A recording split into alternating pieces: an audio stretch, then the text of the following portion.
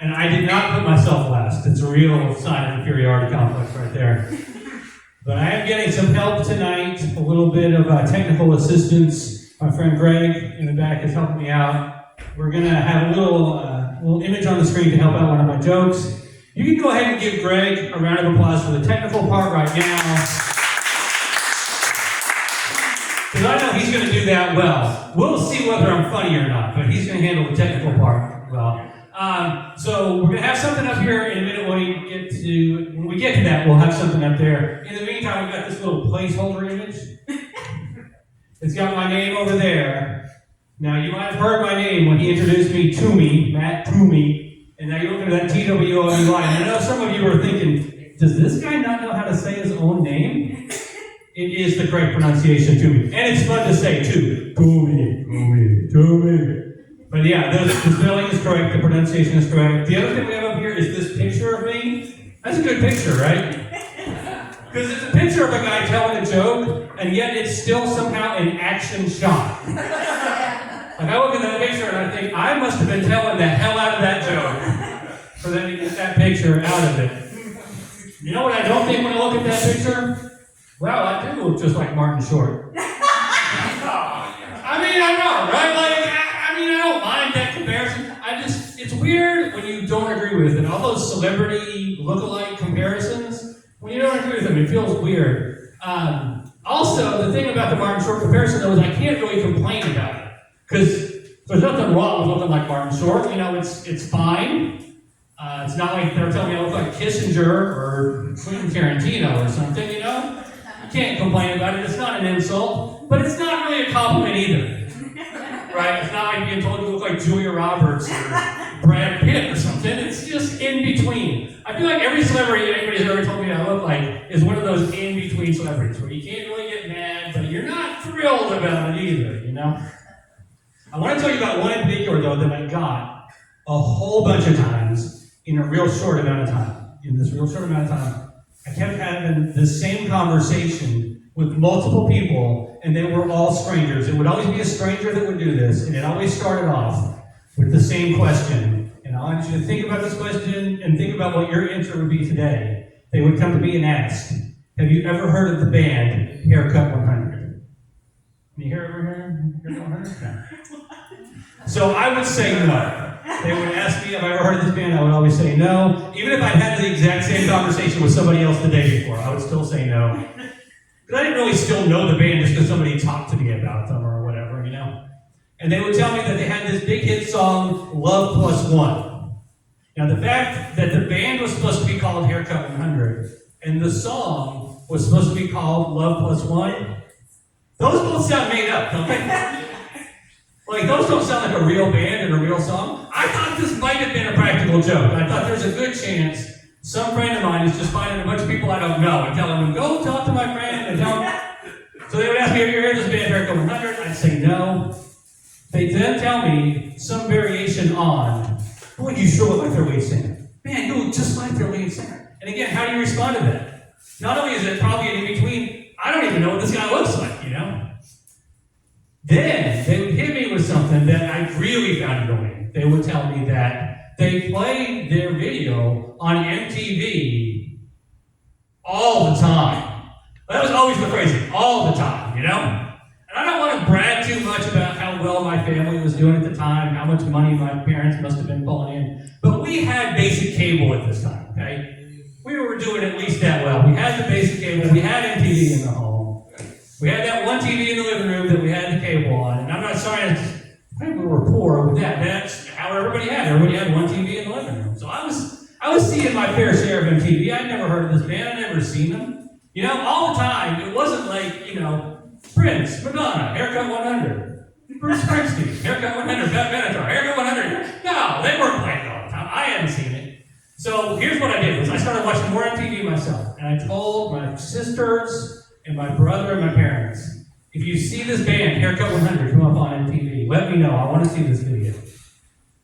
And one day, I'm at home, I'm in my bedroom, and I hear from the living room, my sister says, Matt, it's Haircut100. So I scoot over to the living room. I want to see this video, you know? I want to see it. I've heard so much about it, and I'm trying to think. I wonder how this video is going to go. Like, are they ever going to really put the camera on the guy's face where I can see him? Because I don't want to watch the video and not still know what the guy looks like, you know? So are they ever going to put the camera really on his face? And then the other question, obviously, they're going to have is, I wonder if I do look like him. Because, you know, some of the videos never put the camera right on the guy's face, and then sometimes when they do, you know, you've heard you look like him, and then you don't, you know?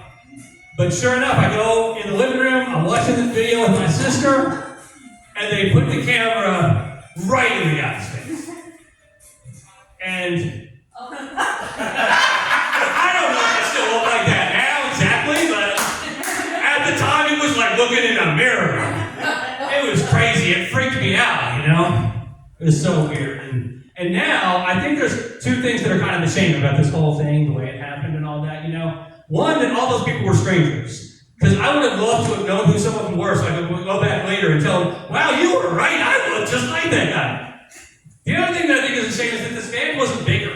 Because if they'd been a big, huge success, you know, like if this guy had gone on to become what Bono is today, or what Sting is today, I think by now I would have done a lot better with women.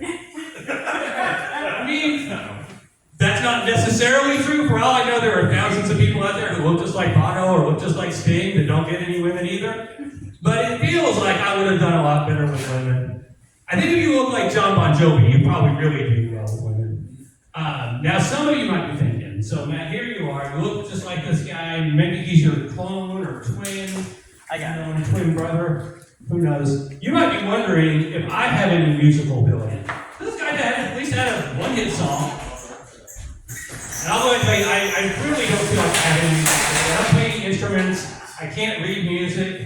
But I have dabbled a little bit in songwriting. I used to write songs pretty regularly, and now I don't do it very much.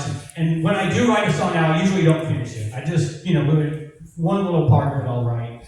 Like, about a year ago or so, I'm not exactly sure how long ago, I had this thing happen real specific to me, that I got sick. And of course now, you know, post-COVID, if you get sick, you gotta check and make sure it's not COVID, or you're not allowed to go out in the public. It was not COVID, so I was allowed, you know, to go see other people and everything. But I really didn't want to, because I looked awful.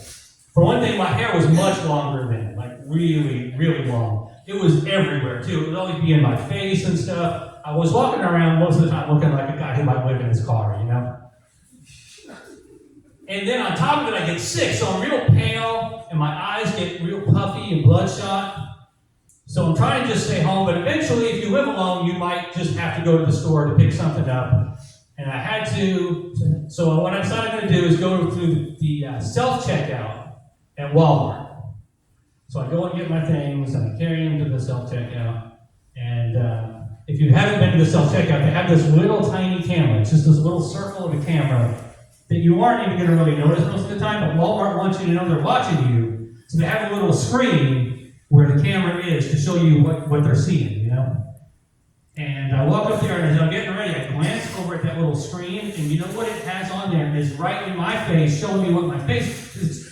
Apparently the same director who made the Haircut100 video was in charge of how they were going to position the camera. Because it was right in my face, and I looked and I jumped.